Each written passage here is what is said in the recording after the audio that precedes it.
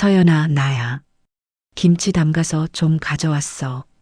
목소리를 최대한 밝게 내봤지만 안에서는 여전히 조용했습니다.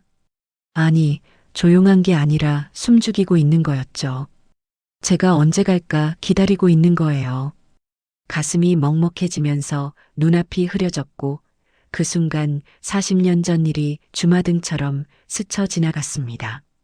시집와서 시골에서 평생을 고생만 하다가 남편이 일찍 세상을 떠나고 혼자 남았을 때의 그 막막함이요. 그때 유일한 희망이 아들 도훈이었어요.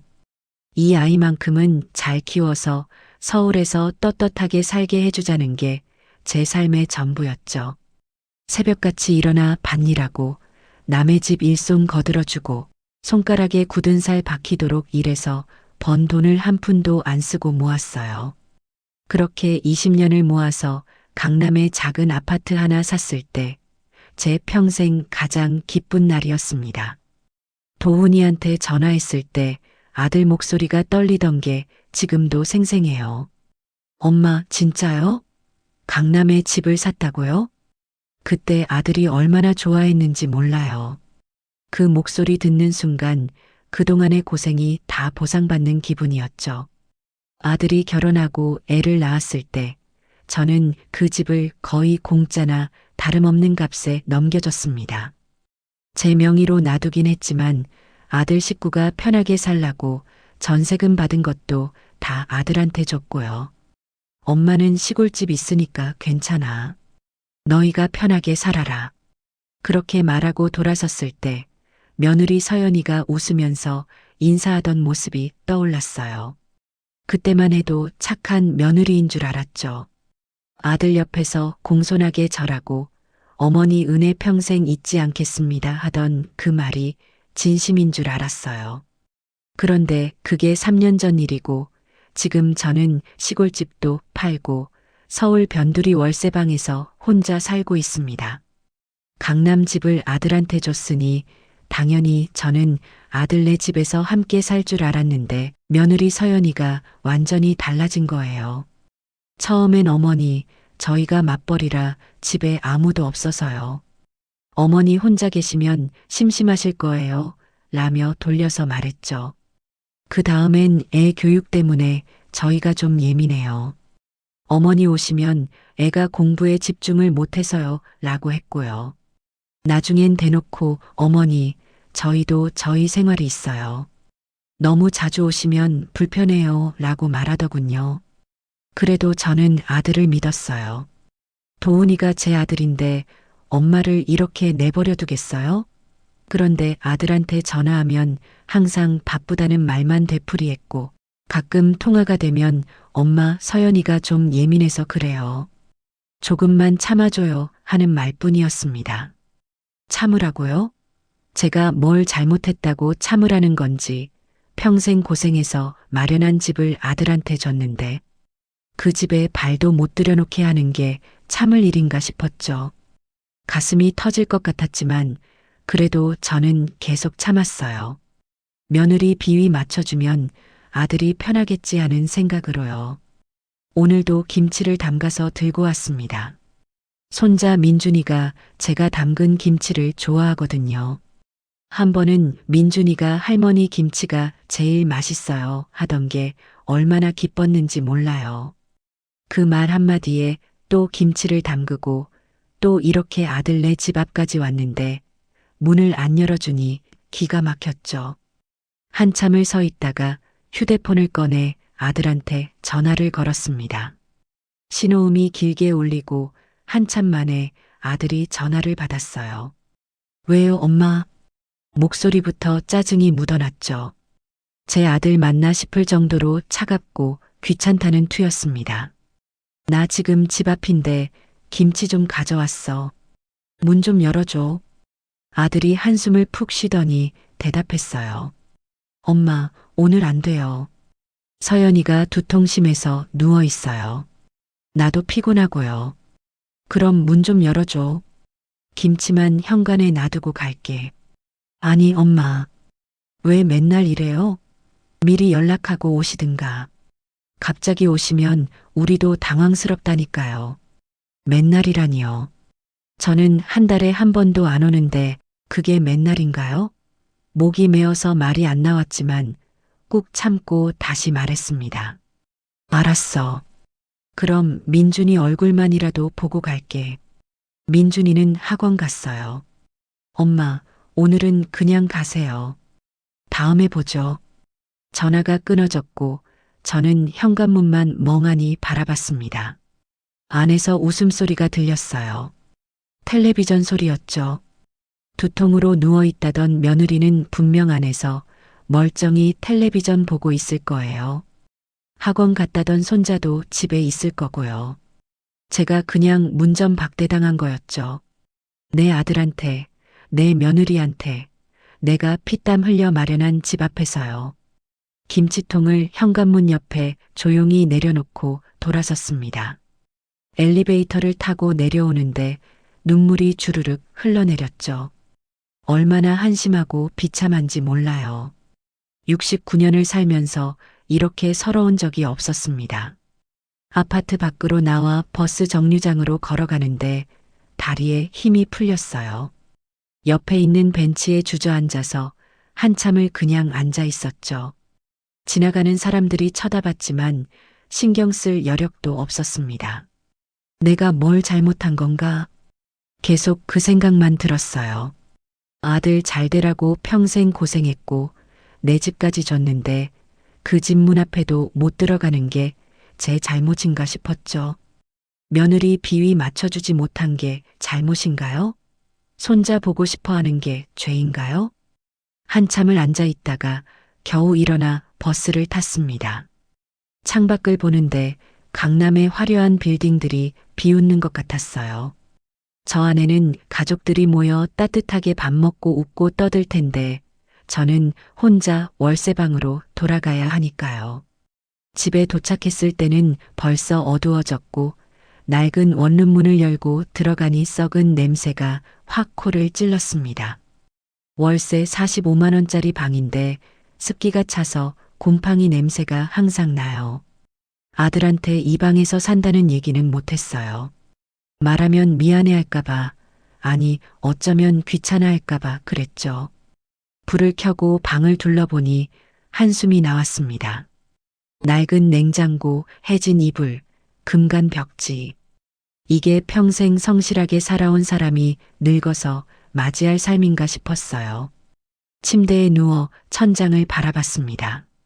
남편이 살아있었으면 이렇게까지는 안 됐을 텐데 그 사람도 일찍 죽어서 저를 혼자 버려두고 갔죠. 아들도 며느리한테 휘둘려서 엄마를 버리고요. 내가 뭘 위해 살아왔나? 그 생각만 계속 맴돌았습니다. 아들 위해, 손자 위해 산다고 했는데 정작 그 사람들은 저를 원하지 않는데 말이에요. 가슴이 너무 아파서 눈을 감았지만 잠은 오지 않았고 그저 어둠 속에서 눈물만 계속 흘러내렸습니다. 그날 이후로 2주일쯤 지났을까요? 손자 민준이한테서 문자가 왔어요. 할머니, 보고 싶어요. 언제 와요? 그 한 줄 때문에 가슴이 뭉클해지면서 눈물이 핑 돌았죠. 그래도 저를 찾아주는 사람이 있다는 게 얼마나 고마운지 몰라요. 당장이라도 달려가고 싶었지만 지난번 일이 떠올라 망설여졌습니다. 그래도 손자가 보고 싶다는데 어떻게 안 갈 수가 있겠어요. 이번엔 미리 며느리한테 문자를 보냈습니다. 서연아, 민준이가 보고 싶다고 해서 내일 저녁에 잠깐 들를게. 저녁은 먹고 갈 테니 신경 쓰지 마. 한참 뒤에 답장이 왔어요. 내일 안 됩니다. 저희 약속 있어요. 약속이 있으면 제가 민준이랑 집에 있으면 되는 거 아닌가요? 그런데 그것조차 안 된다는 거였죠.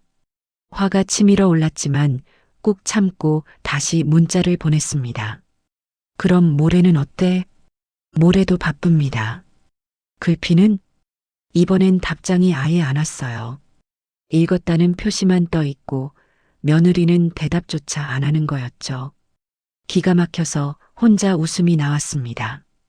내가 구걸하는 것도 아니고 내 손자 보겠다는데 이렇게까지 막아야 하나 싶었어요. 결국 그냥 가기로 했습니다. 미리 말하면 또 핑계대고 안 된다고 할 테니 아예 불쑥 찾아가는 게 낫겠다 싶었죠. 손자 학교 끝나는 시간에 맞춰서 가면 집에 있을 테니까요. 3일 뒤 오후 4시쯤 아들네 아파트에 도착했고 이번엔 손에 아무것도 들지 않았습니다. 김치 갖다 줬자 현관문 앞에 내버려 두고 올 것 뻔하니까요.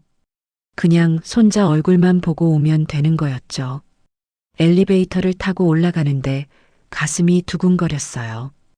혹시 또 문을 안 열어주면 어쩌나, 혹시 또 냉대받으면 어쩌나 하는 불안감이 밀려왔죠.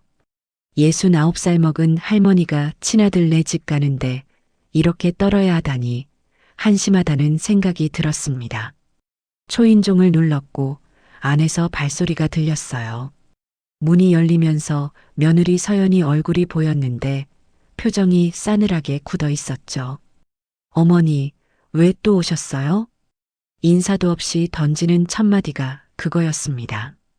저를 환영하는 기색이라곤 눈꼽만큼도 없었고 오히려 귀찮은 손님 대하듯 문틈에 서서 안으로 들어오지 못하게 막고 있었어요. 민준이 보러 왔어. 학교 끝났을 시간인데 집에 있지? 민준이는 학원 갔어요. 오늘 늦게 들어와요. 거짓말이라는 걸 알 수 있었습니다. 안에서 민준이 목소리가 들렸거든요. 게임하는 소리가 분명하게 들렸죠. 며느리는 제 눈을 똑바로 보면서 새빨간 거짓말을 하고 있었어요. 안에서 민준이 소리 들리는데 학원 간 거 아니잖아. 며느리 얼굴이 살짝 일그러지더니 한숨을 푹 내쉬었습니다. 어머니, 솔직히 말씀드리면요. 이렇게 예고 없이 오시는 거 진짜 스트레스예요. 저도 제 시간, 제 생활이 있다고요. 목소리가 점점 날카로워지고 있었죠. 처음 며느리 될 때 공손하게 절하던 그 모습은 온데간데 없고 지금은 완전히 다른 사람 같았습니다. 내가 무슨 남인가? 민준이 할머니인데 손자 보는 게 그렇게 이상한 일이야? 이상한 일이 아니라 불편한 일이에요. 어머니 오시면 저희 생활 리듬이 다 깨져요. 애는 공부해야 되고 저는 집안일 해야 되는데 신경 쓰이잖아요. 신경 쓰인다니요. 제가 무슨 손님도 아니고 가족인데 신경 쓰인다는 게 말이나 되는 소린가요? 가슴에 칼이 꽂히는 것 같았지만 목소리를 가라앉히고 다시 말했습니다. 그럼 나 안 신경 써도 돼. 민준이만 잠깐 보고 갈게. 10분만. 안 됩니다. 오늘 애숙제 많아요. 할머니 보면 집중 못해요. 며느리가 문을 닫으려고 했고 저는 급하게 손을 뻗어 문을 잡았습니다. 서연아, 내가 뭘 잘못했어? 왜 이렇게까지 하는 거야? 며느리가 제 손을 빤히 쳐다보더니 차갑게 말했어요. 잘못한 거 없어요. 근데 어머니가 집 사줬다고 우리 삶에 계속 끼어들 권리가 있는 건 아니잖아요. 그 말을 듣는 순간 머리가 띵해졌습니다. 끼어든다고요? 내가 피땀 흘려 산 집을 아들한테 줬는데 그 집에 가는 게 끼어드는 거라고요? 입술이 바들바들 떨렸지만 말이 나오질 않았죠. 저도 제 인생이 있어요. 어머니까지 챙길 여유는 없어요. 그러니까 다음부턴 미리 연락하고 오세요. 안 그러면 안 받아들일 거예요. 며느리가 제 손을 밀어내고 문을 닫으려는 순간 안에서 민준이가 뛰어나왔습니다. 할머니. 민준이가 반갑게 웃으면서 저한테 달려왔고 그 모습을 본 며느리가 황급히 민준이를 붙잡았어요. 민준아, 들어가. 숙제해야지. 엄마, 할머니가 왔는데 인사는 해야지. 인사는 나중에 해. 지금 바빠. 며느리가 민준이를 안으로 끌고 들어가려고 했고 민준이는 제 얼굴을 걱정스럽게 바라보고 있었습니다. 10살짜리 아이 눈에도 지금 상황이 이상하다는 게 보이는 거였죠.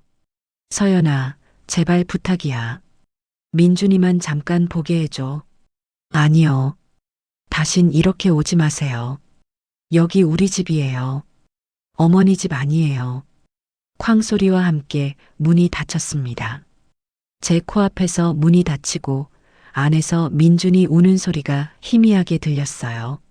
할머니하고 부르는 소리가 들렸지만 며느리가 아이를 다그치는 목소리에 묻혀버렸죠. 현관문 앞에 멍하니 서 있는데 휴대폰이 울렸습니다. 아들한테서 온 전화였어요. 며느리가 바로 아들한테 연락한 거였죠. 왜요? 목소리가 쉬어나왔지만 전화를 받았습니다. 엄마, 그냥 오늘은 들어가요. 서연이 예민하니까. 도훈아, 나 내 엄마야. 근데 너희 집 문 앞에서 쫓겨나고 있어. 엄마도 좀 알아서 해요. 맨날 예고 없이 오면 서연이 싫어하잖아요. 내가 맨날 오나? 한 달에 한 번도 안 가는데? 그래도 서연이 입장에선 부담스럽다니까요. 엄마가 좀 이해해줘요. 이해? 내가 뭘 이해해야 되는데? 내가 산 집에 내가 못 들어간다는 걸 이해하라고? 아들이 짜증 섞인 한숨을 쉬었어요. 엄마, 나도 피곤해요. 회사에서도 힘들고 집에 와서도 이러면 어떡해요. 제발 좀 조용히 넘어가요. 조용히 넘어가? 내가 지금 무슨 소리 하는지 알아? 알아요. 근데 어쩔 수 없잖아요. 서연이랑 싸우면 우리 가족이 다 힘들어진다고요. 우리 가족이라고 했습니다. 그 말 속에 저는 없었어요. 며느리랑 손자만 가족이고 엄마인 저는 가족이 아니라는 거였죠. 목이 메어서 말이 안 나왔고 그냥 전화를 끊어버렸습니다. 엘리베이터를 타고 내려오는데 다리에 힘이 풀려서 벽에 기댔어요. 거울에 비친 제 모습이 보였는데 완전히 늙어빠진 할망구가 울상을 짓고 있더군요. 머리는 백발이 성성하고 주름진 얼굴에 눈물 자국이 흥건했습니다. 내가 왜 이렇게까지 당해야 하지? 혼잣말이 새어나왔고 엘리베이터 문이 열렸어요. 밖으로 나가는데 다른 부부가 유모차를 밀고 들어오더군요. 젊은 부부가 아기를 보면서 행복하게 웃고 있었고 제 모습과 대비되면서 비참함이 배로 커졌습니다. 아파트를 나와 한참을 걸었어요. 어디로 가는지도 모르고 그냥 걷고또 걸었죠. 발이 아프고 허리가 아파도 멈출 수가 없었습니다. 멈추면 눈물이 터질 것 같았거든요. 어느 순간 공원 벤치에 앉아 있었고 해가 지고 있었어요. 주변에 노인들이 앉아서 담소를 나누고 있었는데 다들 행복해 보였습니다. 저만 세상에서 제일 불행한 사람 같았죠. 옆에 앉아 계시던 할머니가 말을 걸었어요. 어디 편찮으세요? 얼굴이 안 좋은데. 아니에요. 괜찮아요. 거짓말이었습니다. 하나도 괜찮지 않았어요. 가슴이 찢어질 것 같고 숨 쉬는 것조차 고통스러웠죠. 그 할머니가 제 손을 잡아주면서 다독였습니다. 무슨 일 있으면 얘기해봐요. 말하면 좀 나아져요. 그 따뜻한 손길에 참았던 눈물이 터져 나왔어요. 낯선 할머니한테 울면서 제 얘기를 쏟아냈습니다. 아들한테 집 줬는데 문전 박대당한 얘기, 며느리한테 무시당한 얘기, 손자도 못 보게 막는다는 얘기를요. 할머니가 제 등을 쓰다듬으면서 말했어요. 세상에 그런 썩을 것들이 다 있나? 자식이 원수지 뭐. 그 말이 위로가 될 줄 알았는데 오히려 더 슬펐습니다. 제 자식이 원수라니 인정하고 싶지 않았지만 사실이었으니까요. 한참을 울다가 겨우 진정하고 일어났죠. 고마워요. 덕분에 좀 나아진 것 같아요. 힘내세요. 세상 끝은 아니잖아요. 세상 끝은 아니라는 말이 공허하게 들렸지만 그래도 고개를 끄덕이고 집으로 돌아왔습니다. 월세방 문을 열고 들어가니 곰팡이 냄새가 코를 찔렀고 이게 현실이구나 싶었죠. 침대에 누워 천장을 바라보는데 아들 어렸을 때가 떠올랐어요. 제 손 꼭 잡고 엄마 사랑해 하던 그 아이가 지금은 며느리 편에 서서 엄마를 밀어내고 있었습니다. 내가 잘못 키운 건가? 그 생각만 계속 맴돌았고 답은 나오질 않았습니다. 그냥 어둠 속에서 눈물만 흘리다가 잠이 들었죠. 악몽을 꿨는데 아들이 제 손을 뿌리치고 떠나는 꿈이었습니다. 그날 이후로 한 달쯤 지났는데 아들한테서 연락이 뚝 끊겼어요. 제가 먼저 문자를 보내도 답장이 없었고 전화를 걸면 바쁘다며 끊기 일쑤였죠. 가끔 통화가 되면 엄마 나 바빠. 나중에 전화할게 하고는 며칠씩 가문무소식이었습니다. 나중에 전화한다는 말은 거짓말이었고 실제로 전화가 오는 법은 없었어요. 손자 민준이한테서만 가끔 문자가 왔는데 그것마저도 며느리가 눈치채면 금방 끊겼죠. 할머니 보고 싶어요. 할머니 언제 와요? 엄마가 할머니 오지 말래요. 왜 그래요? 민준이 문자를 볼 때마다 가슴이 미어졌습니다. 10살짜리 아이가 엄마 눈치 보면서 할머니한테 몰래 연락하는 꼴이 얼마나 처량한지 몰라요. 답장을 보내고 싶었지만 며느리가 알면 민준이만 혼날 테니 짧게만 답했죠. 할머니도 보고 싶어? 조금만 기다려. 기다리라는 말밖에 할 수가 없었습니다. 언제까지 기다려야 하는지도 모르면서 말이에요. 어느 날 저녁 9시쯤이었을까요? 갑자기 아들한테서 전화가 왔어요. 한 달 만에 처음 걸려온 전화였죠. 반가운 마음에 후다닥 전화를 받았습니다. 도훈아, 왜 이렇게 연락이 없었어? 엄마 바빠서 그랬어요. 회사 일이 많아가지고.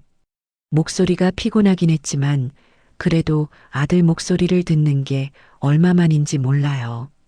가슴이 뭉클해지면서 눈물이 핑 돌았죠. 그래, 일 힘들지? 몸은 괜찮고? 네, 괜찮아요. 근데 엄마한테 말씀드릴 게 있어서요.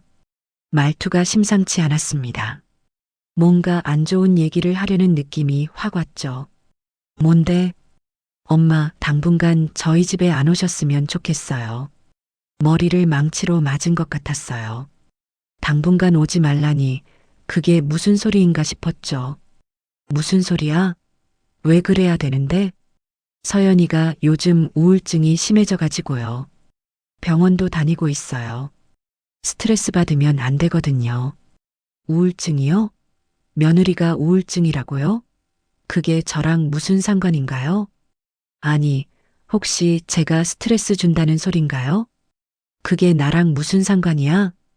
어머니가 오시면 서연이가 스트레스 받아요. 그러면 증상이 악화되고요. 제가 스트레스를 준다는 거였습니다. 제가 며느리 우울증의 원인이라는 거였죠. 기가 막혀서 웃음이 나왔어요. 도훈아, 너 지금 내 엄마 보고 병 만드는 사람 취급하는 거야? 그런 뜻은 아니에요.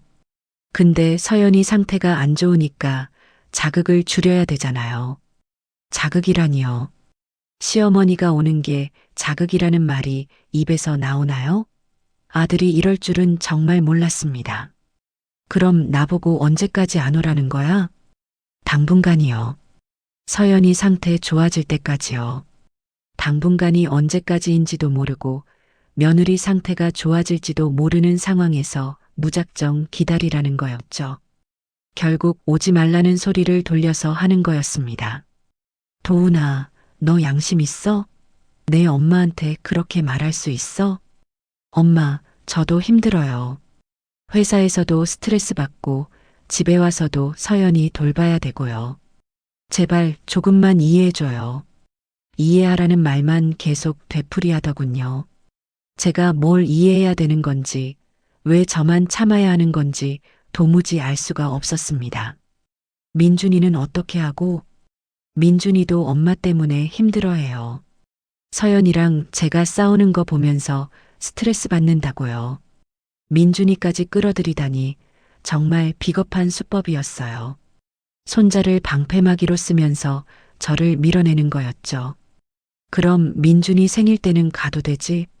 다음 달이잖아. 그것도 안 될 것 같아요.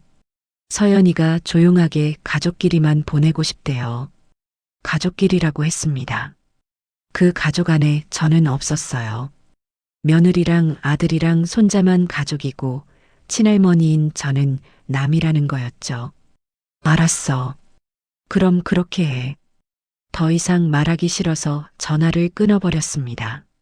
손에 든 휴대폰을 침대에 던지고 베개에 얼굴을 파묻었어요.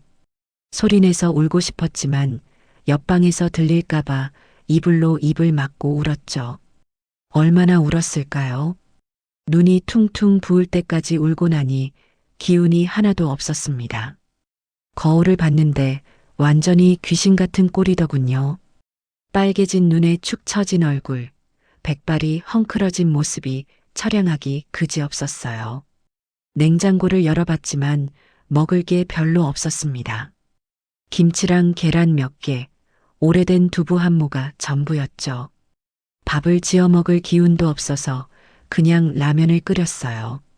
후루룩 소리내며 먹는데 눈물이 또 흘러나왔습니다. 내가 뭐하러 사나? 혼잣말이 새어나왔고 라면 그릇을 밀어냈어요. 목으로 넘어가질 않더군요. 싱크대에 그릇을 두고 침대에 다시 누웠습니다. 천장을 보는데 남편 얼굴이 떠올랐어요. 15년 전에 세상을 떠난 그 사람, 살아있을 때는 무뚝뚝하고 말도 없어서 답답했는데 지금 생각하니 그리웠습니다. 그 사람이 살아있었으면 아들이 이렇게까지 안 했을 텐데 혼자 된 엄마를 우습게 보는 것 같았어요. 며칠 뒤였습니다. 마트에 장을 보러 갔다가 우연히 며느리를 봤어요. 친구들이랑 카페에서 웃고 떠들고 있더군요. 우울증으로 병원 다닌다던 사람이 저렇게 멀쩡하게 웃고 있으니 기가 막혔습니다. 며느리가 저를 보더니 얼굴이 굳어지면서 친구들한테 뭐라고 속삭이더군요. 친구들이 저를 힐끔 쳐다보고는 수군거렸어요. 분명히 안 좋은 얘기를 하는 게 뻔했죠. 시어머니 흉을 보는 거였습니다. 며느리가 자리에서 일어나 제 쪽으로 걸어왔어요. 웃는 얼굴은 온데간데 없고 차갑게 굳은 표정이었죠. 어머니, 왜 여기 계세요? 장 보러 왔어. 너희는? 친구들이랑 차 마시는 중이에요. 어머니는 일 보러 가세요. 쫓아내는 거였습니다. 며느리가 있는 동네에 오지 말라는 거였죠. 제가 무슨 쫓겨다니는 개도 아니고 마트에 장 보러 온 게 죄인가요? 여기 내 동네이기도 해. 내가 왜 가야 되는데? 친구들이 불편해해요. 그냥 가주세요. 친구들이 불편하다니요. 며느리가 불편한 거지 친구들이 뭐가 불편하다는 건지 이해가 안 됐습니다. 아니, 이해가 됐어요. 며느리가 친구들한테 저를 이상한 시어머니로 만들어놨다는 거였죠. 알았어. 갈게. 더 이상 말하기 싫어서 돌아섰습니다. 뒤에서 며느리가 친구들한테 돌아가는 소리가 들렸고 웃음소리가 터져나왔어요. 분명히 저 얘기로 웃는 거였죠. 마트를 나와 집으로 돌아오는데 분노가 치밀어 올랐습니다.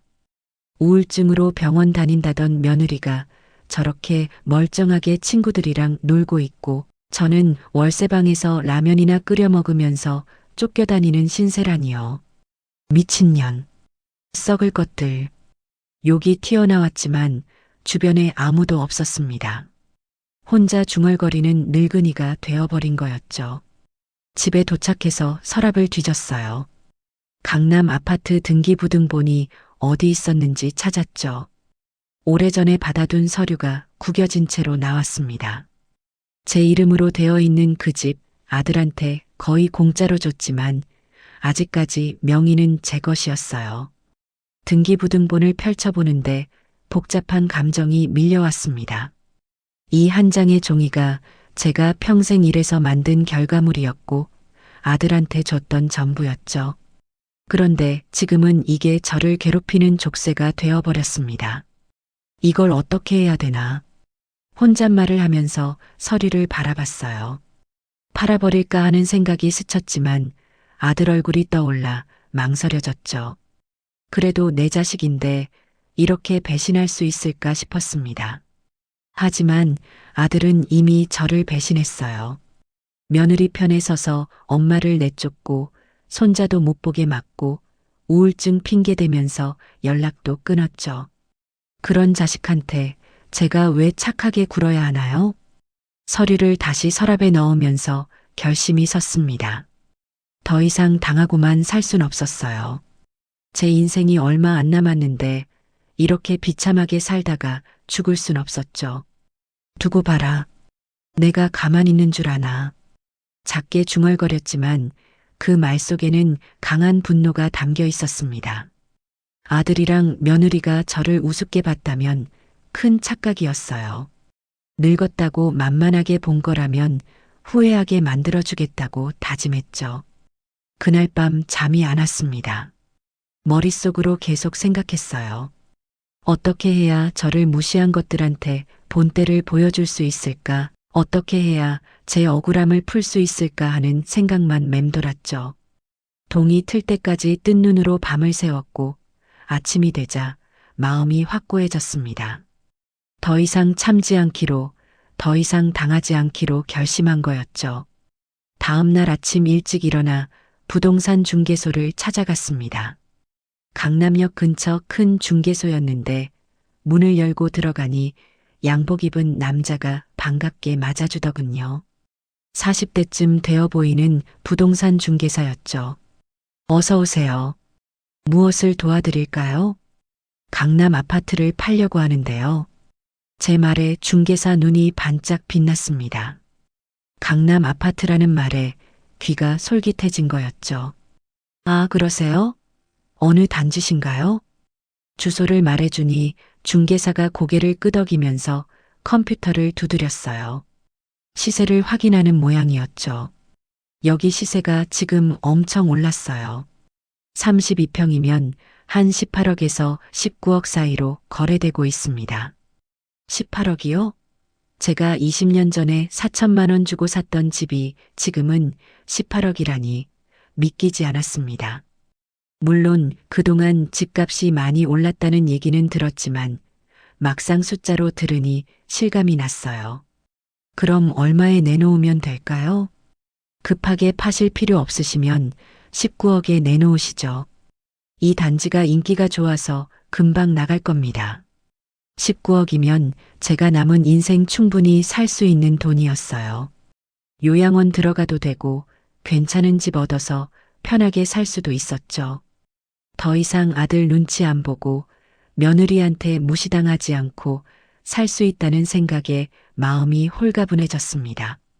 그럼 매물로 내놓아 주세요. 명의가 어떻게 되시나요? 제 명의예요.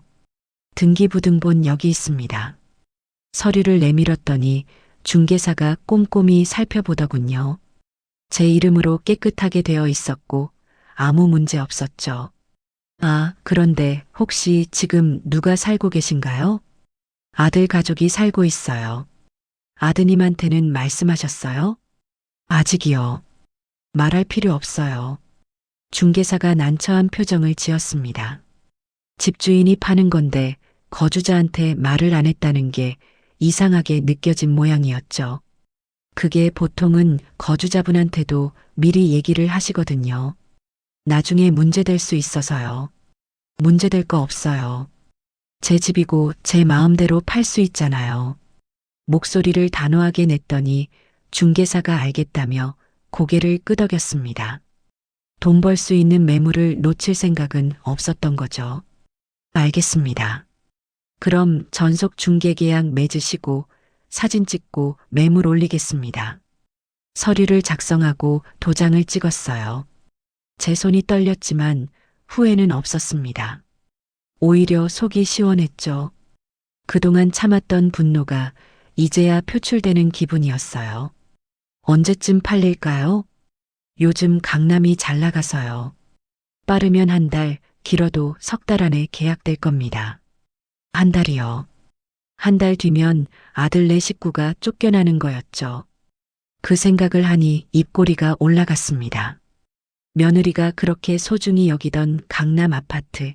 친구들한테 자랑하던 그 집에서 쫓겨나는 꼴을 상상하니 통쾌했어요.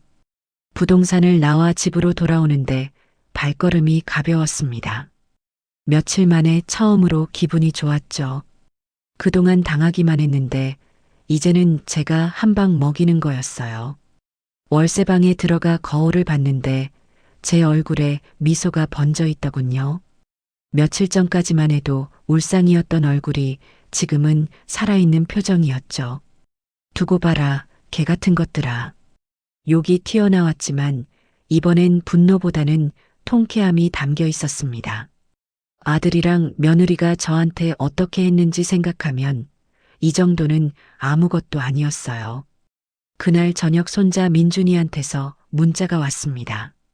할머니 보고 싶어요. 엄마가 할머니 안 온다고 했어요. 진짜예요? 가슴이 찡했지만 이번만큼은 마음을 굳게 먹었어요. 민준이한테 미안하지만 아빠 엄마가 잘못한 대가를 치러야 했죠. 조금만 기다려. 할머니가 곧 좋은 소식 들려줄게. 좋은 소식이라고 했지만 민준이한테는 좋은 소식이 아닐 거예요. 집을 팔아치우면 이사를 가야 할 테니까요. 하지만 어쩔 수 없었습니다.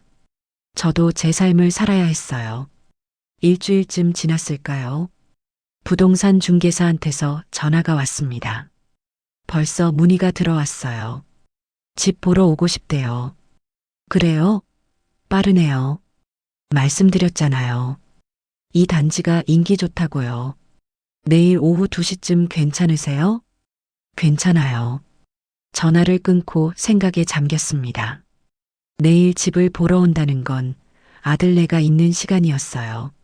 며느리는 재택 근무하는 날이 많았으니 집에 있을 텐데 갑자기 부동산 중개사랑 매수자가 들이닥치면 어떻게 될까요? 상상만 해도 통쾌했습니다. 며느리가 당황하는 모습, 황급히 아들한테 전화하는 모습이 눈에 선했죠. 그제야 제가 얼마나 큰 일을 저지르고 있는지 깨달을 거예요. 밥맛 떨어지게 굴더니 이제 똑똑히 봐라. 혼잣말을 하면서 웃음이 나왔습니다. 비웃음이었죠. 그동안 저를 무시하고 깔보던 것들이 이제 벌벌 떨 생각을 하니 기분이 좋았어요. 그날 밤 잠을 설쳤습니다. 내일 벌어질 일을 생각하니 잠이 안 왔죠. 설렘과 불안이 교차했지만 후회는 없었어요. 이미 저지른 일이었고 돌이킬 생각도 없었습니다. 다음 날 오후 1시쯤 강남 아파트 근처로 갔어요. 멀리서 지켜보려고 카페에 앉아 커피를 시켰죠. 창밖으로 아파트 입구가 보였고 2시가 되길 기다렸습니다. 정확히 2시에 부동산 중개사랑 중년 부부가 나타났어요. 매수 희망자인 게 분명했죠. 세 사람이 아파트 안으로 들어가는 게 보였고 제 심장이 빠르게 뛰기 시작했습니다. 시계를 보니 2시 5분이었어요. 지금쯤 초인종을 누르고 있겠죠. 며느리가 문을 열고 부동산 중개사가 설명하겠죠. 이 집이 매물로 나왔다고, 보러 왔다고 말이에요. 며느리 얼굴이 어떻게 변할까요? 믿기지 않는다는 표정을 지을까요? 아니면 화를 낼까요? 상상만 해도 속이 다 시원했습니다. 30분쯤 지나니 세 사람이 나왔어요. 중년 부부가 만족스러운 표정이었고 중개사는 열심히 뭔가 설명하고 있었죠.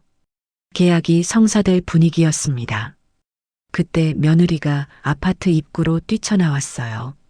머리는 헝클어져 있고 표정은 완전히 일그러져 있었죠. 중개사를 붙잡고 뭐라고 따지는 모습이 보였습니다. 중개사는 침착하게 뭔가 설명하고 있었고 며느리는 점점 더 흥분하는 게 보였어요. 손을 휘저으면서 소리 지르는 모습이 여기까지 들릴 정도였죠. 결국 중개사랑 중년 부부가 황급히 그 자리를 떠났고 며느리는 그 자리에 멍하니 서 있었습니다. 믿기지 않는다는 표정이었죠. 휴대폰을 꺼내 누군가한테 전화하는 게 보였어요. 아들한테 전화하는 거겠죠. 이제 시작이야. 중얼거리면서 자리에서 일어났습니다. 더 이상 볼 필요 없었어요. 원하던 장면을 봤고 통쾌함을 느꼈으니까요. 카페를 나와 집으로 돌아오는데 휴대폰이 미친 듯이 울렸습니다. 아들한테서 걸려온 전화였죠. 예상했던 일이었어요. 전화를 받지 않고 무음으로 돌렸습니다. 문자도 계속 왔지만 읽지 않았어요. 아들이 뭐라고 하든 며느리가 뭐라고 하든 상관없었습니다. 이미 제 결정은 확고했으니까요. 저녁 때까지 전화랑 문자가 수십 통 왔지만 하나도 확인하지 않았습니다. 대신 부동산 중개사한테 전화를 걸었어요. 오늘 보러 온 분들 어떻게 됐어요? 아, 그분들이요. 관심은 많으신데 거주자분이 너무 흥분하셔서요. 좀 난처했습니다. 신경 쓰지 마세요. 곧 비울 테니까요. 알겠습니다. 다른 문의도 계속 들어오고 있으니까 좋은 결과 있을 겁니다. 전화를 끊고 창밖을 바라봤습니다. 어둠이 내려앉고 있었고 거리에 불빛이 하나둘 켜지고 있었죠. 제 인생도 이제 새로운 불빛을 켤 시간이었습니다. 아들네 식구가 어떻게 되든 이제는 제 인생이 먼저였어요. 69년을 남을 위해 살았으니 이제는 저를 위해 살아야 했죠. 그게 이기적이라고 한다면 그래도 상관없었습니다. 침대에 누워 눈을 감았어요. 오늘 밤은 푹 잘 수 있을 것 같았습니다. 오랜만에 마음이 편안했거든요. 복수가 시작됐고 이제 끝을 봐야 했죠. 그날 밤 11시쯤 현관문을 두드리는 소리에 잠에서 깼어요. 쿵쿵거리는 소리가 거칠었고 누군지 몰라도 화가 잔뜩 난 사람이라는 게 느껴졌죠. 일어나 문구멍으로 밖을 내다봤는데 아들이랑 며느리가 서 있었습니다. 엄마, 문 열어요. 엄마. 아들 목소리가 복도에 울려 퍼지고 있었고 옆집에서 불평하는 소리도 들렸어요. 이 밤에 와서 난리를 치는 거였죠. 문을 열자마자 아들이 안으로 밀고 들어왔습니다. 며느리도 뒤따라 들어왔고 둘 다 얼굴이 불그락푸르락 하면서 분노로 일그러져 있었어요. 엄마, 이게 무슨 짓이에요? 아들이 소리를 지르면서 제 앞으로 다가왔죠. 눈이 핏발써 있고 주먹을 불끈 쥐고 있었습니다. 저한테 손을 댈 것처럼 위협적이었어요. 무슨 짓이냐니 뭐가? 일부러 천천히 물었습니다. 알면서도 모르는 척하는 게 더 화나게 만들 거란 걸 알았거든요. 집을 팔아요? 우리한테 아무 말도 없이? 이게 말이 돼요? 며느리가 날카롭게 소리를 질렀어요.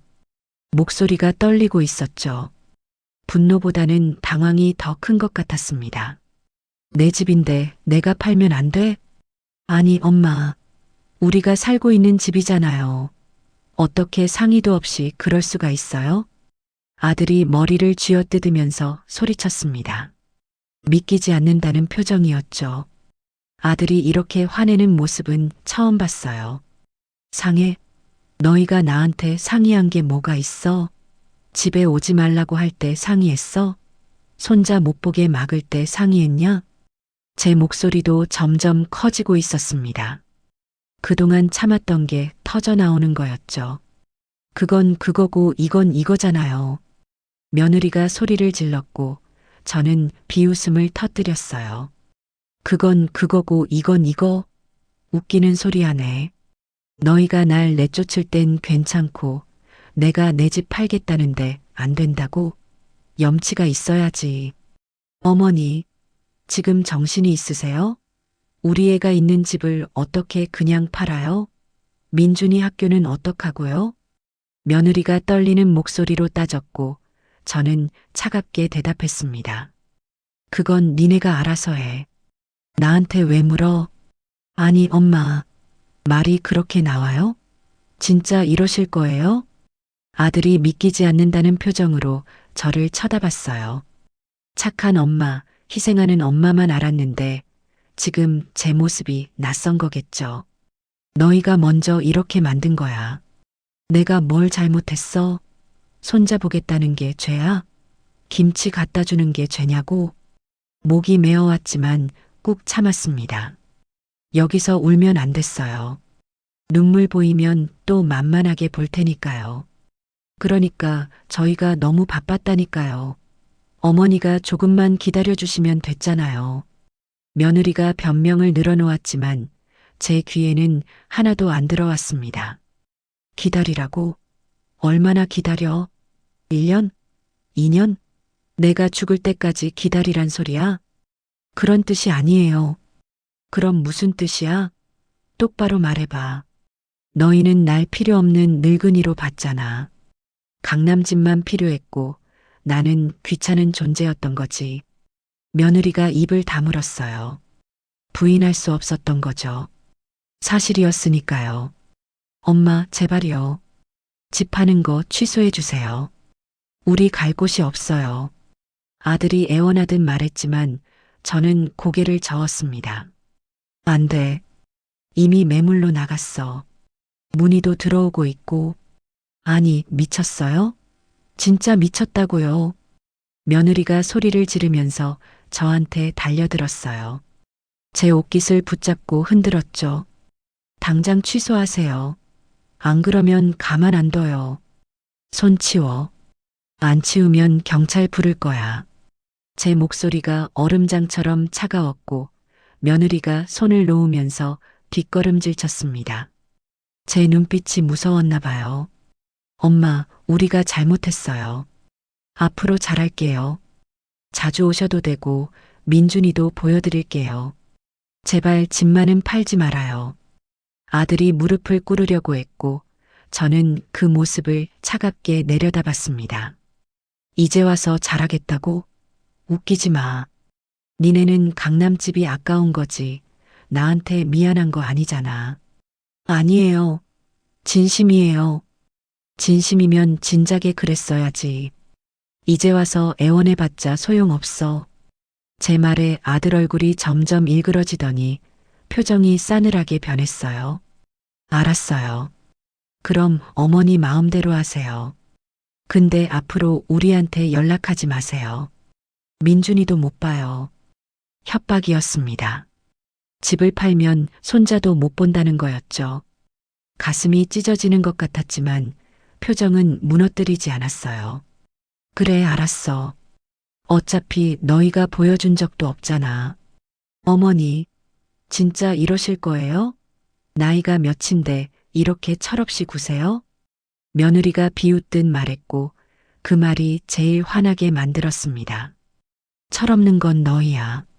시어머니 무시하고 집 얻어먹고 당연하게 여기는 게 철이 있는 거냐? 얻어먹었다고요? 저희가 얼마나 고생하면서 이 집에서 살았는데요. 관리비도 우리가 냈고 수리비도 우리가 다 댔어요. 며느리가 억울하다는 듯 소리쳤지만 어이가 없었습니다. 관리비, 수리비, 그게 18억짜리 집값이랑 똑같냐? 니네는 공짜로 살면서 뭘 그렇게 당당해? 숫자를 들으니까 며느리가 입을 다물었어요. 18억이라는 큰 돈 앞에서 관리비 타령이 얼마나 우스운지 깨달은 거겠죠. 엄마, 제발 한 번만 생각해 주세요. 우리 정말 갈 곳이 없어요. 애 학교도 있고 직장도 여기서 가까운데요. 아들이 다시 애원했지만 제 마음은 변하지 않았습니다. 그건 니네가 알아서 할 일이야. 전세라도 구하든지 월세라도 구하든지. 나도 월세 살아. 너희라고 못 살겠어? 어머니가 월세 사신다고요? 거짓말하지 마세요. 돈도 있으면서. 며느리가 비웃었고 저는 방을 둘러보라고 손짓했습니다. 여기 봐. 이게 내가 사는 곳이야. 월세 45만 원짜리 원룸. 곰팡이 냄새나고 벽지는 찢어지고 이런 데서 산다고. 아들이랑 며느리가 방안을 둘러봤어요. 낡은 가구, 해진 이불, 금간 벽지를 보면서 표정이 굳어졌죠. 엄마가 이런 곳에서 산다는 게 믿기지 않는 모양이었습니다. 엄마, 왜 이런 데서 살아요? 말을 하시지 그랬어요. 말하면 뭐해? 너희 집에 가도 문전박대당하는데 차라리 이렇게 혼자 사는 게 나아. 제 말에 아들이 고개를 떨구었어요. 죄책감이 드는 모양이었죠. 하지만 그것도 잠깐이었습니다. 그래도 집은 팔면 안 돼요. 우리가 앞으로 어머니 모시고 살게요. 그러니까 제발 집만은 건드리지 말아요. 모시고 살겠다고? 믿을 수가 있어야지. 너희가 날 얼마나 무시했는데. 진짜 잘할게요. 맹세해요. 아들이 두 손을 모아 빌었지만 제 마음은 이미 굳어 있었습니다. 싫어. 너희 밑에서 눈치 보면서 살고 싶지 않아. 차라리 내 돈으로 내가 편하게 살래. 어머니, 며느리가 소리를 지르면서 화장대를 주먹으로 쳤어요. 쾅 하는 소리가 울렸고 거울이 흔들렸죠. 진정해요, 서연아. 아들이 며느리를 말렸지만 며느리는 이미 이성을 잃은 상태였습니다. 진정이 돼요? 우리 인생이 망가지는데 어머니 진짜 너무하신 거 아니에요? 저보고 이제 어디 가서 살라는 건데요? 애 학교는요? 제 출퇴근은요? 우리 인생은요? 자기 인생, 자기 사정만 늘어놓는 모습이 가관이었습니다. 제 인생은 어떻고 제 사정은 어떤지 한 번도 생각해 본 적 없는 거였죠. 니네 인생은 니네가 책임져. 나도 내 인생 살아야 돼. 아니, 우리가 당신 자식이잖아요. 자식 인생을 이렇게 망가뜨려도 돼요? 며느리가 손가락으로 저를 가리키면서 소리쳤고 저는 그 손가락을 탁 쳐냈습니다. 자식? 자식이면 효도를 해야지. 너희가 한 게 뭐가 있어? 집 공짜로 얻어먹고 엄마 무시하고 손자 못 보게 막은 게 자식이 할 짓이야? 저희도 사정이 있었다니까요. 사정? 무슨 사정? 시어머니 귀찮아서 쫓아낸 게 사정이야? 제 말에 며느리가 할 말을 잃었어요. 사실이었으니까요. 나가요, 둘 다. 더 이상 할 말 없어. 엄마, 나가라고. 안 나가면 경찰 불러서 쫓아낼 거야. 제가 휴대폰을 들자 아들이 황급히 며느리를 끌고 나갔습니다. 며느리는 계속 뒤돌아보면서 저를 노려봤지만 아들이 강제로 끌고 나가더군요. 문이 쾅 닫히고 복도에서 며느리 울부짖는 소리가 들렸어요. 망했어. 다 망했어. 이제 어떡해. 그 소리가 점점 멀어지고 집안이 조용해졌습니다. 다리에 힘이 풀려서 주저앉았고 그제야 눈물이 흘러나왔어요. 강하게 버텼지만 마음은 갈기갈기 찢어지고 있었죠. 아들한테 그렇게 차갑게 대한 게 처음이었고 며느리랑 정면으로 싸운 것도 처음이었습니다. 가슴이 아팠지만 후회는 없었어요. 더 이상 당하고 살 순 없었으니까요. 바닥에 주저앉아 한참을 울다가 겨우 일어났습니다. 거울을 봤는데 완전히 망가진 얼굴이 보였어요. 눈은 퉁퉁 붓고 머리는 헝클어지고 주름은 더 깊어진 것 같았죠. 이제 돌아갈 수 없어. 혼잣말을 하면서 침대에 누웠습니다. 아들과의 관계도 며느리와의 관계도 다 끝난 거나 마찬가지였어요. 하지만 그게 맞는 거였습니다. 제대로 된 관계가 아니었으니까요. 눈을 감았지만 잠은 오지 않았고 천장만 멍하니 바라봤습니다. 앞으로 어떻게 될지 모르겠지만 일단은 집을 팔고 제 인생을 되찾아야 했어요. 그게 우선이었죠. 그날 이후로 아들한테서 전화랑 문자가 폭탄처럼 쏟아졌어요. 하루에 수십 통씩 걸려왔고 문자는 100개가 넘게 왔죠. 처음에는 애원하는 내용이었다가 점점 협박조로 바뀌었고 나중에는 욕설까지 섞여 있었습니다. 엄마, 제발 집 팔지 마세요. 왜 이러세요? 우리가 뭘 잘못했어요? 집 팔면 진짜 연 끊을 거예요. 미친 거 아니에요? 정신 차리세요. 문자를 읽을 때마다 가슴이 아팠지만 답장은 하나도 안 했습니다. 뭐라고 해도 소용없을 게 뻔했거든요. 아들은 제 마음을 바꾸려고만 했지 자기들이 뭘 잘못했는지는 생각하지 않았어요. 2주일쯤 지났을까요? 부동산 중개사한테서 전화가 왔습니다. 계약했어요. 18억 5천에 현금 거래해요. 목소리가 들뜬 게 느껴졌고 저도 가슴이 두근거렸죠. 드디어 팔렸다는 소식이었습니다. 언제 잔금이에요?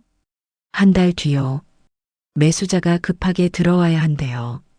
거주자분들한테는 통보하셨어요? 아직이요. 제가 직접 말할게요. 알겠습니다. 계약금은 내일 들어올 거고요. 등기 넘기는 건 잔금날 하면 됩니다. 전화를 끊고 한참을 멍하니 앉아 있었어요. 정말로 집이 팔렸다는 게 실감이 안 났죠. 20년 전에 4천만 원 주고 샀던 집이 18억 5천에 팔렸고 이제 한 달 뒤면 제 통장에 그 돈이 들어오는 거였습니다. 손이 떨렸지만 기분은 묘했어요.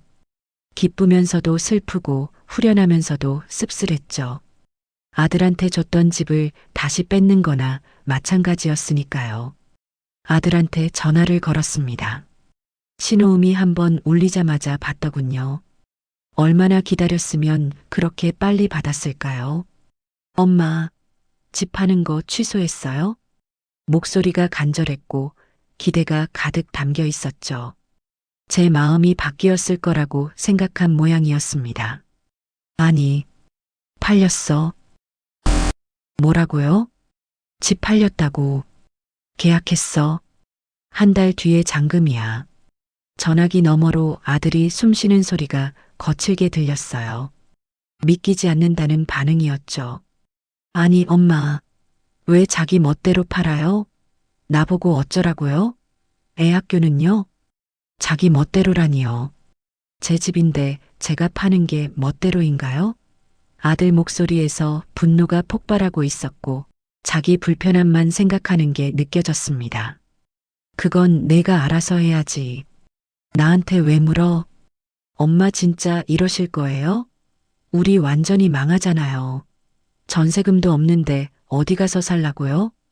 전세금 없는 건 제 책임이 아니었어요. 아들이 그동안 돈을 모았어야 했죠.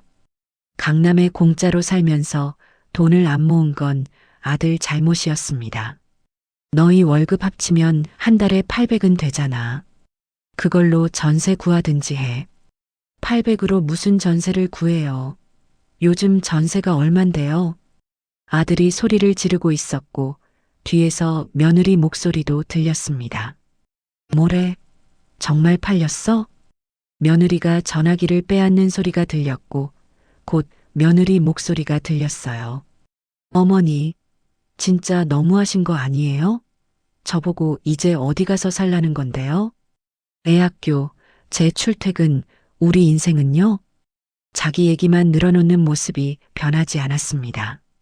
제 인생은 생각도 안 하고 자기네 사정만 중요한 거였죠. 니네 인생은 니네가 책임져. 나도 내 인생 살아야 돼.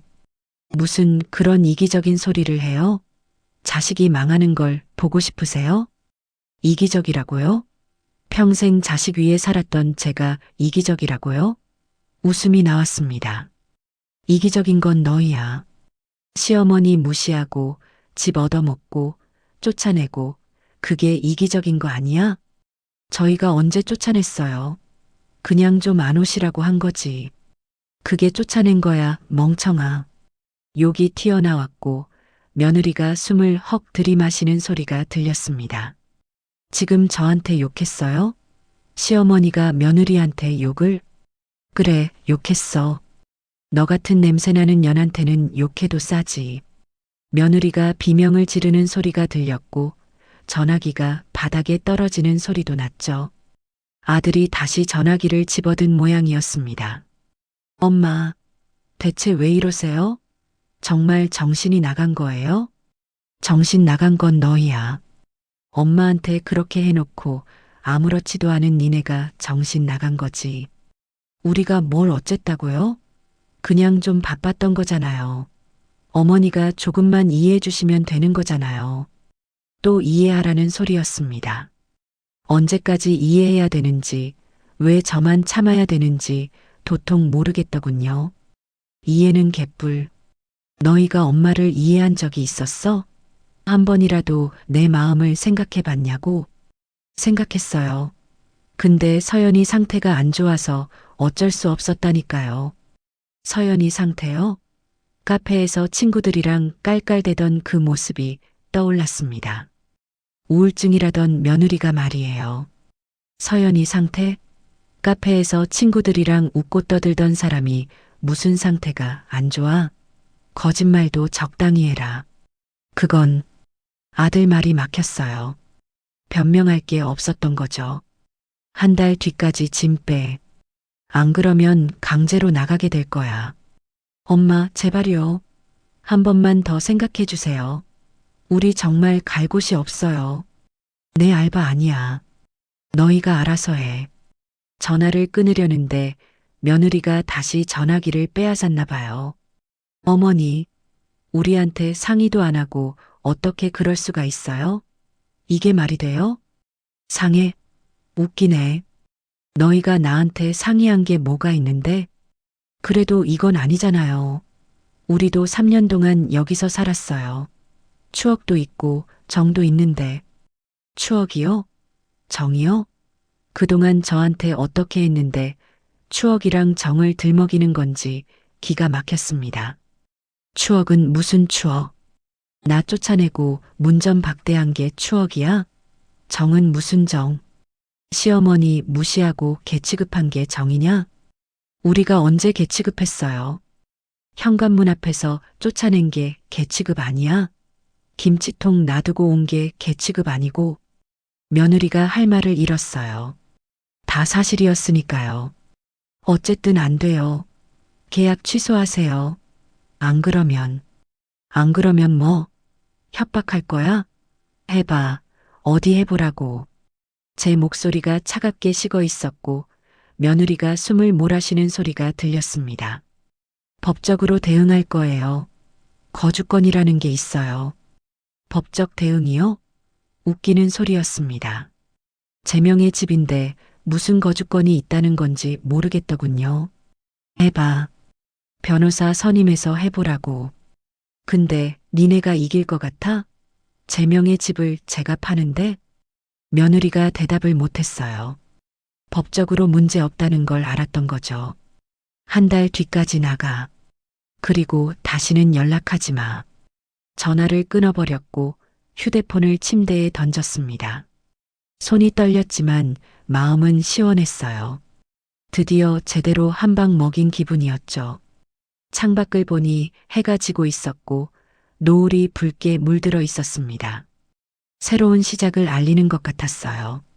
아들과의 관계는 끝났지만 제 인생은 이제부터 시작이었죠. 며칠 뒤 부동산 중개사한테서 계약금이 들어왔다는 연락이 왔어요. 통장을 확인해 보니 1억 8,500만 원이 입금되어 있었고 믿기지 않는 숫자였습니다. 이게 다 내 돈이구나. 혼잣말을 하면서 통장을 바라봤어요. 평생 이런 큰 돈은 처음 봤죠. 4천만 원으로 샀던 집이 이렇게 큰 돈이 될 줄은 꿈에도 몰랐습니다. 마트에 가서 오랜만에 고기를 샀어요.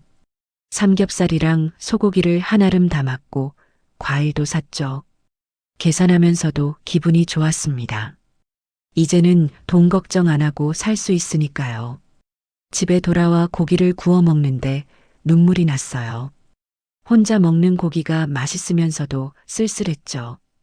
아들이랑 손자랑 함께 먹었으면 좋았을 텐데 그럴 수 없는 처지가 됐으니까요. 내가 잘한 걸까? 혼잣말이 새어나왔지만 답은 정해져 있었습니다. 잘한 거였어요. 더 이상 무시당하고 살 순 없었고 제 인생을 찾아야 했으니까요. 고기를 다 먹고 설거지를 하는데 휴대폰이 울렸습니다. 손자 민준이한테서 온 문자였어요. 할머니, 우리 이사 간대요. 왜 그래요? 할머니가 집 팔았어요? 엄마가 그랬어요. 가슴이 찢어지는 것 같았지만 답장을 보냈습니다. 미안해, 민준아. 할머니가 어쩔 수 없었어. 나중에 다 설명해 줄게. 민준이한테서 답장은 오지 않았고 아마도 부모가 휴대폰을 뺏었나 봐요. 손자마저 못 보게 되는구나 싶었지만 어쩔 수 없었습니다. 침대에 누워 천장을 보는데 남편 얼굴이 떠올랐어요. 여보, 내가 잘한 거 맞지? 이렇게라도 해야 제정신으로 살 수 있잖아. 대답은 없었지만 남편이라면 이해해줬을 거라고 생각했습니다. 착하게만 살다가 당하는 것보다 제대로 맞서는 게 나으니까요. 한 달이 얼마 안 남았고 그 한 달만 버티면 됐습니다. 아들이랑 며느리가 뭐라고 하든 협박하든 애원하든 상관없었어요. 제 결심은 확고했으니까요. 눈을 감고 잠을 청했지만 잠은 쉽게 오지 않았습니다. 머릿속으로 앞으로 어떻게 살지 계획을 세웠어요. 좋은 집 구하고 편하게 살고 혼자서도 행복하게 지내는 모습을 그렸죠. 아들 없이도 손자 없이도 살 수 있다고 스스로한테 다짐했습니다. 힘들겠지만 해낼 수 있을 거라고 믿었어요. 69년을 살아온 제가 이 정도는 충분히 견딜 수 있을 테니까요. 새벽이 되어서야 잠이 들었고 꿈속에서는 젊었을 때 모습이 보였습니다. 남편이랑 처음 만났을 때, 아들을 낳았을 때 행복했던 그 시절이 스쳐 지나갔죠. 하지만 꿈은 곧 악몽으로 바뀌었고 아들이 저를 밀어내는 장면에서 깨어났습니다. 식은땀을 흘리면서 일어나 물을 마셨어요. 가슴이 두근거렸지만 다시 침착함을 되찾았죠. 이제 돌아갈 수 없다는 걸 알았고 앞으로만 나아가야 한다는 걸 깨달았습니다. 창밖을 보니 해가 뜨고 있었고 새로운 하루가 시작되고 있었어요. 제 새로운 인생도 곧 시작될 거였습니다. 잔금날이 이틀 앞으로 다가왔을 때 아들한테서 문자가 왔어요. 엄마, 마지막으로 한 번만 만나주세요. 제발요. 한 달 동안 수없이 전화하고 문자 보내던 아들이 마지막으로 만나자는 거였죠. 거절하고 싶었지만 아들 목소리가 계속 귀에 맴돌았습니다. 결국 만나기로 했어요. 내일 오후 3시 아파트 근처 카페에서 답장을 보내고 한숨을 내쉬었습니다. 무슨 말을 할지 뻔했거든요. 마지막으로 애원하고 사과하고 마음 바꾸라고 조르겠죠. 다음 날 약속 시간보다 10분 일찍 카페에 도착했어요. 구석자리에 앉아 아메리카노를 시켰고 창밖을 바라보면서 기다렸죠. 마음을 단단히 먹었습니다. 무슨 말을 들어도 흔들리지 않겠다고 다짐했어요. 정확히 3시에 아들이랑 며느리가 들어왔습니다. 둘 다 얼굴이 말이 아니었어요. 아들은 수염도 안 깎고 눈 밑에 다크서클이 짙었고 며느리는 화장도 안 한 맨얼굴에 머리가 헝클어져 있었죠. 한 달 사이에 완전히 망가진 모습이었습니다. 엄마.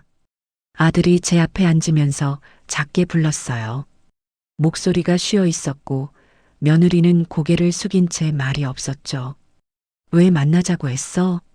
차갑게 물었더니 아들이 입술을 깨물었습니다. 뭐라고 말해야 할지 망설이는 모습이었어요. 엄마, 저희가 정말 잘못했어요. 잘못했다는 거 이미 알아. 그래서 앞으로 진짜 잘할게요. 엄마 모시고 살게요. 제발 집만 돌려주세요. 또 같은 소리였습니다. 한 달 내내 들었던 그 말을 또 하는 거였죠. 안 된다고 했잖아. 이미 계약했어. 모레가 잔금날이야. 계약금 물어주면 되잖아요. 제발요, 엄마. 아들이 제 손을 잡으려고 했고 저는 손을 뿌리쳤습니다. 손 치워. 이제 와서 그래봤자 소용없어. 며느리가 고개를 들었어요. 눈이 퉁퉁 부어 있었고 얼굴은 창백했죠. 어머니, 저도 잘못했어요. 그때는 너무 힘들어서 그랬어요. 우리도 사정이 많았다고요. 어머니도 조금만 이해해 주셨으면. 또 자기 사정을 늘어놓는 거였습니다. 진짜 미안하다기보다는 여전히 자기가 힘들었다는 얘기를 먼저 하는 거였죠. 이해? 내가 뭘 이해해야 돼? 너희가 날 어떻게 대했는지는 이해 안 해도 되고, 그건 저희도 스트레스가 많아서요. 회사에서도 힘들고, 육아도 힘들고, 며느리가 변명을 늘어놓기 시작했고, 듣고 있으니 화가 치밀어 올랐습니다. 스트레스? 육아? 나도 너 나이 때 시집살이 하면서 애 키웠어. 그때 내가 시어머니한테 어떻게 했는지 알아? 꾹 참고 잘 모셨지. 너처럼 쫓아내지 않았어. 제 목소리가 점점 커지고 있었고, 옆 테이블 사람들이 쳐다봤지만 신경 쓰지 않았습니다. 엄마, 조용히 좀 해요. 사람들이 다 쳐다봐요. 아들이 눈치를 보면서 제 목소리를 낮추라고 했지만 웃음만 나왔어요. 사람들이 쳐다보면 어때? 니네가 날 어떻게 대했는지 다 떠들어 볼까? 그럼 사람들이 누구 편 들지 한번 봐보자. 엄마, 아들이 당황해서 주변을 둘러봤고 며느리는 고개를 푹 숙였습니다. 어머니, 제발이요. 우리 정말 갈 곳이 없어요. 전세금도 없고 월세 구할 돈도 빠듯해요. 그건 니네 문제야. 3년 동안 돈 모았어야지. 공짜로 살면서 뭐 했어? 생활비가 많이 들어서요. 애 학원비도 있고 차 할부금도 있고 며느리가 또 사정을 늘어놓았지만 제 귀에는 안 들어왔습니다. 학원비, 차 할부금? 그거 다 사치야. 집도 없으면서 무슨 학원을 그렇게 많이 보내고 차는 왜 샀어? 니네가 잘못 산 거지. 내 잘못이 아니야. 그래도 어머니가 집을 이렇게 갑자기 팔면 어떡해요? 며느리 목소리가 높아졌고 사람들이 더 쳐다봤죠. 갑자기 한 달 전에 말했잖아. 한 달이면 충분한 시간이야. 한 달로 뭘 어떻게 해요? 집 구하기도 힘들고 이사 준비도 해야 되고 며느리가 흥분해서 소리를 질렀고 아들이 며느리를 진정시키려고 했습니다. 서연아, 진정해. 여기 사람 많아. 진정이 돼요? 우리 인생이 망가지는데. 며느리가 테이블을 손으로 탁 쳤고 커피잔이 덜컹거렸어요. 카페 안이 조용해지면서 모든 시선이 저희 쪽으로 쏠렸죠. 저기요, 조용히 좀 해주세요. 직원이 다가와서 조심스럽게 말했고 며느리가 눈물을 터뜨렸습니다. 죄송해요. 며느리가 얼굴을 손으로 가리고 울기 시작했고 아들이 며느리 등을 쓰다듬었어요. 제 마음도 조금은 흔들렸지만 꾹 참았습니다. 여기서 무너지면 안 됐거든요. 다 니네가 자초한 거야. 엄마한테 잘했으면 이렇게까지 안 됐어. 알아요. 알아요, 엄마. 우리가 잘못했어요. 그러니까 제발 한 번만 용서해 주세요. 아들이 손을 모아 빌었고 며느리도 고개를 숙이고 울고 있었죠. 용서는 해줄게. 근데 집은 못 돌려줘. 이미 끝난 일이야. 엄마, 민준이는 어떻게 하고? 애가 전학 가야 되잖아요. 며느리가 손자를 끌어들였고 가슴이 찔렸습니다. 민준이 얼굴이 떠올랐거든요. 민준이는 미안하지만 어쩔 수 없어. 너희가 잘 돌봐줘. 할머니가 이렇게 냉정할 수 있어요? 손주가 힘들어하는데 냉정한 건 너희야. 할머니 보고 싶어하는 손주를 못 보게 막은 게 냉정한 거지. 제 말에 며느리가 할 말을 잃었어요. 사실이었으니까요. 엄마, 정말 마지막이에요. 제발 한 번만 더 생각해 주세요. 우리 무릎 꿇을게요. 아들이 정말로 자리에서 일어나 무릎을 꿇으려고 했고 저는 황급히 막았습니다. 하지마. 창피하게. 창피한 거 신경 안 써요. 집만 돌려주세요. 아들이 제 손을 꽉 잡았고 눈물이 주르륵 흘러내렸어요. 40대 어른이 카페에서 엄마한테 무릎 꿇고 우는 모습이 처량했습니다. 일어나. 이미 늦었어. 내일 모레가 잔금날이라니까. 계약금 물고 취소하면 되잖아요. 안 돼. 매수자도 급하게 들어와야 한대. 나도 새집 계약했어. 이제 돌이킬 수 없어.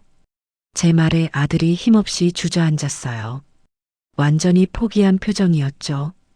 그럼 정말 끝인 거네요. 그래, 끝이야. 며느리가 얼굴을 들었어요. 눈물 범벅이 된 얼굴에 분노가 서려 있었죠. 어머니 정말 나쁜 사람이에요. 자식 인생 망가뜨리고도 아무렇지도 않으세요? 망가뜨린 건 너희야. 엄마를 그렇게 대하고 멀쩡할 줄 알았어? 우리가 그렇게 잘못했어요? 그냥 좀 바빴던 거잖아요. 며느리가 여전히 자기네가 뭘 잘못했는지 모르는 모습이었습니다. 바쁜 거랑 무시하는 건 달라. 너희는 날 무시했어. 사람 취급도 안 했지. 그렇게까지 했어. 현관문 앞에서 쫓아낸 거, 김치통 버린 거, 전화 안 받은 거, 다 기억해. 하나도 안 잊어졌어. 제 목소리가 떨렸지만 끝까지 말했습니다. 그동안 참았던 게 다 터져 나오는 거였죠. 아들이랑 며느리는 아무 말도 못했어요. 변명할 게 없었던 거죠. 이제 그만 가. 모레 잔금 치르면 집 비워야 돼. 자리에서 일어나려는데 아들이 제 팔을 붙잡았습니다. 엄마, 그래도 우린 가족이잖아요. 가족? 나를 가족으로 대접한 적이나 있었어? 있었어요. 엄마 생각 많이 했어요. 생각만 했지, 행동은 안 했잖아. 그게 무슨 소용이야. 아들 손을 뿌리치고 카페를 나왔습니다. 뒤에서 아들이 부르는 소리가 들렸지만 돌아보지 않았어요. 돌아보면 마음이 약해질 것 같았거든요. 버스 정류장까지 걸어가는데 눈물이 흘러내렸습니다. 가슴이 찢어지는 것 같았지만 후회는 없었어요. 제대로 된 선택이었으니까요. 이틀 뒤 잔금날이 왔습니다. 부동산 중개소에서 만나기로 했고 아침부터 긴장됐어요. 오늘 끝나면 정말로 모든 게 끝나는 거였죠. 중개소에 도착하니 매수자 부부가 와 있었고 밝은 얼굴로 인사했습니다. 안녕하세요. 오늘 잘 부탁드려요. 네, 잘 부탁드립니다. 서류를 작성하고 도장을 찍었어요. 등기 이전 서류에 사인하고 잔금을 확인했죠. 통장에 16억 6,500만 원이 입금되는 걸 보니 믿기지 않았습니다. 축하드려요. 이제 다 끝났어요. 중개사가 웃으면서 말했고 매수자 부부도 기뻐했죠. 새집 받은 게 그렇게 좋은가 봐요. 감사합니다. 잘 살게요. 매수자가 인사하고 나갔고 저도 자리에서 일어났습니다. 다리가 후들거렸지만 겨우 버티고 밖으로 나왔어요. 휴대폰을 켰더니 아들한테서 문자가 와 있었습니다. 오늘까지 짐 다 뺄게요. 이제 연락하지 마세요. 마지막 문자였습니다. 아들이 저를 완전히 끊겠다는 거였죠. 가슴이 아팠지만 어쩔 수 없었어요. 잘 가라, 도훈아. 작게 중얼거리고 휴대폰을 주머니에 넣었습니다. 새로 구한 집으로 향했어요. 강북 쪽 조용한 동네에 있는 작은 아파트였는데 전세로 들어가기로 했죠. 16억이면 남은 인생 충분히 살 수 있었고 굳이 집을 살 필요는 없었습니다. 집에 도착해서 짐을 풀기 시작했어요. 많지 않은 짐이었지만 하나하나 정리하다 보니 시간이 금방 갔죠. 창밖을 보니 해가 지고 있었고 노을이 아름다웠습니다. 새로운 집에서 보는 첫 노을이었어요. 이제 시작이야. 혼잣말을 하면서 미소를 지었습니다. 씁쓸하면서도 홀가분했죠. 아들과의 관계는 끝났지만 제 인생은 이제부터 시작이었으니까요. 저녁을 간단히 먹고 침대에 누워 천장을 바라봤어요.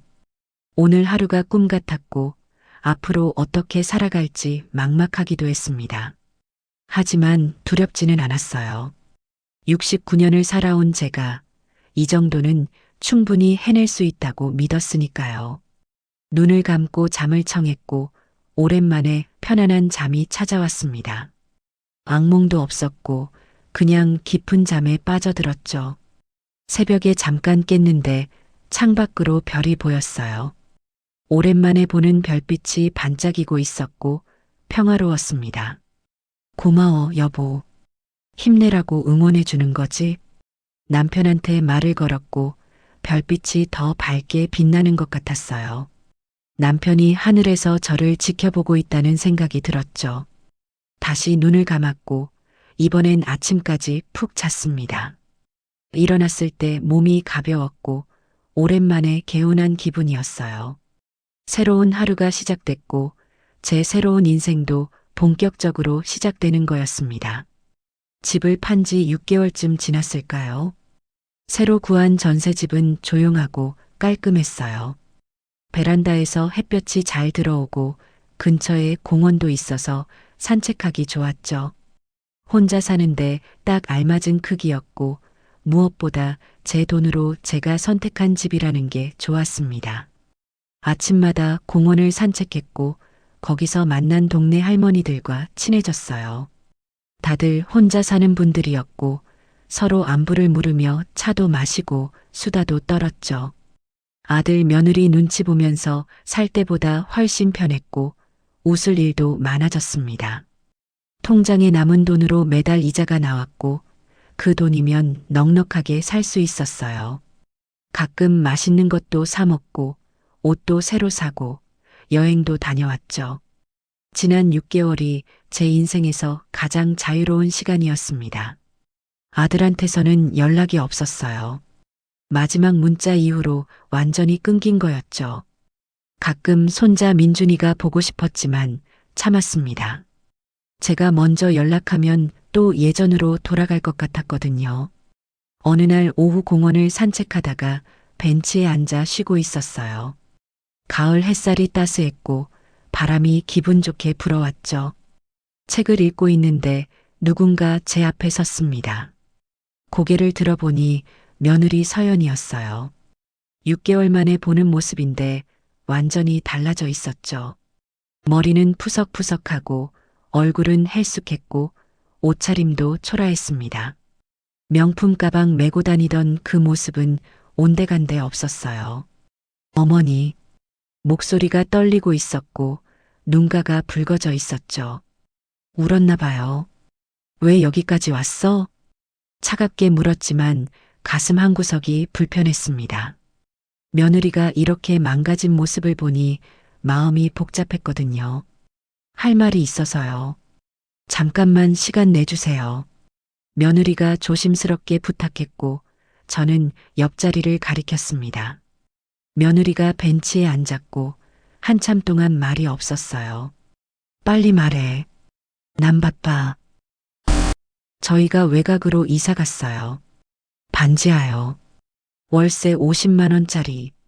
반지하요? 강남 아파트에 살던 사람들이 반지하로 갔다니 상상이 안 됐지만 제 일은 아니었습니다. 그래서 민준이가 전학 가고 나서 많이 힘들어해요. 친구들이랑 떨어져서 적응을 못하고 맨날 할머니 보고 싶다고 울어요. 민준이 얘기에 가슴이 찔렸지만 표정은 변하지 않았어요. 그건 니네가 위로해줘야지. 나한테 왜 말해? 제가 정말 잘못했어요. 그때 어머니한테 너무 심하게 했어요. 며느리가 고개를 숙이고 떨리는 목소리로 말했죠.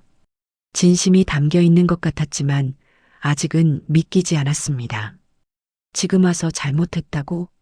6개월 전에는 왜 그렇게 나왔어? 제가 너무 이기적이었어요. 제 생활, 제 편함만 생각했지 어머니 마음은 전혀 생각 안 했어요. 이제야 알았어? 네. 반지하 살면서 깨달았어요. 얼마나 힘든지, 얼마나 서러운지. 어머니가 그렇게 느끼셨을 거란 생각을 못했어요. 며느리가 눈물을 닦았고 진짜로 후회하는 것 같았습니다. 하지만 쉽게 용서할 수는 없었어요. 후회해봤자 이미 늦었어. 너희가 먼저 날 버렸잖아. 알아요. 저희가 정말 나쁜 짓 했어요. 그래도 어머니, 민준이만이라도 좀 봐주세요. 애가 너무 할머니 보고 싶어 해요. 민준이 얘기만 나오면 마음이 약해지는 게 느껴졌고 고개를 돌렸습니다. 민준이는 니네가 잘 키워. 나는 상관없어. 제발요, 어머니. 한 달에 한 번만이라도 만나게 해주세요. 애가 학교에서도 적응 못하고 맨날 울기만 해요. 며느리가 손을 모아 빌었고 제 마음이 조금씩 흔들리기 시작했죠. 아무리 며느리가 밉더라도 손자는 죄가 없었으니까요. 생각해 볼게. 근데 너희랑 같이는 못 만나. 괜찮아요. 민준이만 보내드릴게요. 정말 감사합니다. 며느리가 고개를 푹 숙이고 인사했어요. 예전에 결혼할 때 공손하게 절하던 모습이 떠올랐죠. 그때는 진심이 아니었지만 지금은 진심 같았습니다. 도훈이는 어떻게 지내? 물어보고 싶지 않았지만 그래도 제 아들이라 궁금했어요. 힘들어해요. 회사에서도 실적이 안 나와서 스트레스 받고 집에 오면 한숨만 쉬고요. 어머니한테 미안하다고 자기가 나쁜 자식이라고 맨날 그래요.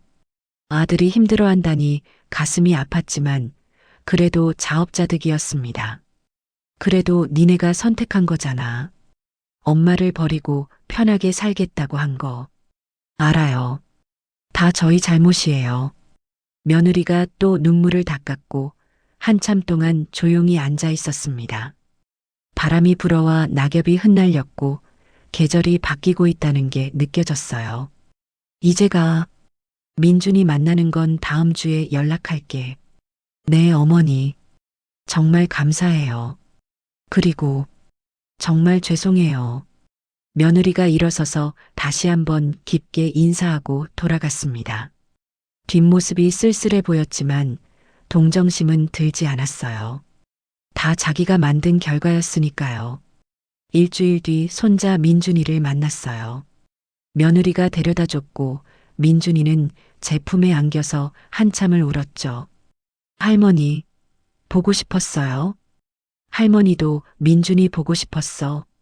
민준이 머리를 쓰다듬으면서 가슴이 뭉클해졌습니다. 6개월 만에 보는 손자는 키가 조금 컸고 얼굴은 여인 것 같았어요. 할머니, 우리 이제 자주 볼 수 있어요? 그래, 자주 보자. 민준이랑 공원을 산책하고 아이스크림도 사 먹고 그네도 탔습니다. 민준이 웃음소리를 들으니 행복했고 이런 시간이 그리웠다는 걸 깨달았어요. 저녁 때 며느리가 민준이를 데리러 왔고 민준이는 떠나기 싫다고 떼를 썼죠. 다음 주에 또 올게, 민준아. 진짜요? 약속이에요? 응, 약속. 민준이가 며느리 손을 잡고 가는 모습을 보면서 제 선택이 옳았는지 다시 생각해 봤습니다. 손자는 볼 수 있게 됐지만 아들과의 관계는 여전히 끊긴 상태였거든요. 한 달쯤 지났을까요? 저녁에 현관 초인종이 울렸어요. 문을 열었더니 아들이 서 있었고 손에 꽃다발을 들고 있었죠. 얼굴은 수척했고 눈빛은 지쳐 보였습니다. 엄마, 왜 왔어? 그냥 엄마 얼굴 보고 싶어서요. 아들이 힘없이 웃었고 저는 문을 열어줬습니다. 거실로 들어온 아들이 주변을 둘러봤어요. 여기 괜찮네요. 깨끗하고 혼자 살기 딱 좋아. 엄마, 저 정말 잘못했어요. 그때 엄마 마음을 전혀 몰랐어요.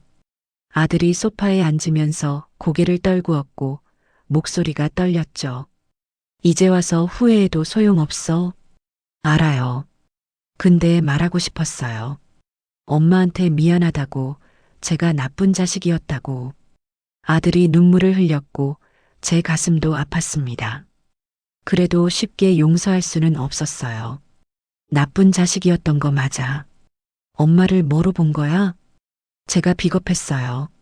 서연이랑 엄마 사이에서 어느 쪽도 선택 못하고 그냥 피하기만 했어요. 엄마 편을 들었어야 했는데. 아들이 머리를 감싸쥐었고 한참 동안 울었습니다. 40대 어른이 엄마 앞에서 우는 모습이 안쓰러웠지만 당연한 대가였어요. 도훈아, 나도 너희 힘든 거 알아. 근데 그게 엄마 무시해도 되는 이유는 아니잖아. 알아요. 정말 잘못했어요. 앞으로 잘할게요. 앞으로 잘하겠다는 말은 이제 안 믿어. 너희 그 말 몇 번이나 했는지 알아? 아들이 할 말을 잃었고 고개만 숙이고 있었죠. 나는 너희랑 다시 예전처럼 지낼 생각 없어.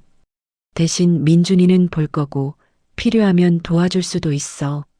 근데 너희 집에서 같이 살거나 눈치 보면서 지낼 생각은 추호도 없어.